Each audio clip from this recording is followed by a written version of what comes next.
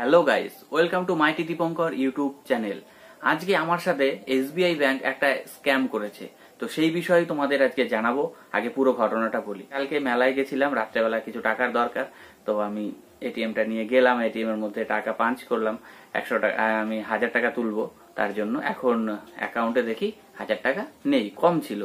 ওরা কি করেছে, তখন কি আমার পুরো ট্রানজাকশনটা ডিক্লাইন হয়ে গেল বা ক্যান্সেল হয়ে গেল।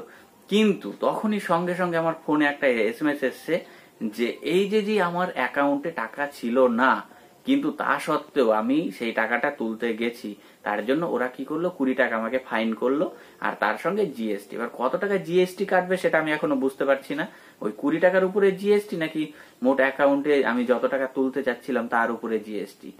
এবার আমার কথা হলো যে এই যে নিয়মটা বা রুলসটা, এটা তো আমার জানা ছিল না। এইখানটাই আমার প্রশ্ন যে এইরকম যদি রুলস কিছু থাকে তাহলে এসবিআই এর অবশ্যই উচিত যে রুলসটা আমাদের জানানো। আমার সাথে যেই ঘটনাটা ঘটেছে আমি চাই না তোমাদের সাথেও ঘটুক। তো বন্ধুরা, এই ইনফরমেশনটা তোমাদের যদি ভালো লাগে তাহলে তোমরা তোমাদের আত্মীয় স্বজন, বন্ধু বান্ধবীদের সবার মধ্যে শেয়ার করে দিও। কারণ আমি চাই না আমার মতন, আমার যে টাকাটা কেটে নিল, যতই হোক 20 টাকা অল্প টাকা, তবুও আমি চাই না যে তোমাদের সাথেও কারোর সাথে এটা ঘটুক। এটা হলো আমার মূল বক্তব্য। তো চ্যানেলে তোমরা যদি কেউ নতুন হও অবশ্যই চ্যানেলটাকে সাবস্ক্রাইব করো। দেখা হচ্ছে বন্ধুরা পরের ভিডিওতে। আর সাবধান থেকেও। সব থেকে বড় কথা হলো বন্ধুরা, যে অ্যাকাউন্টে আগে টাকা তোলার আগে অবশ্যই একবার চেক করে নাও কত টাকা আছে আর তুমি কত টাকা তুলতে চাইছো।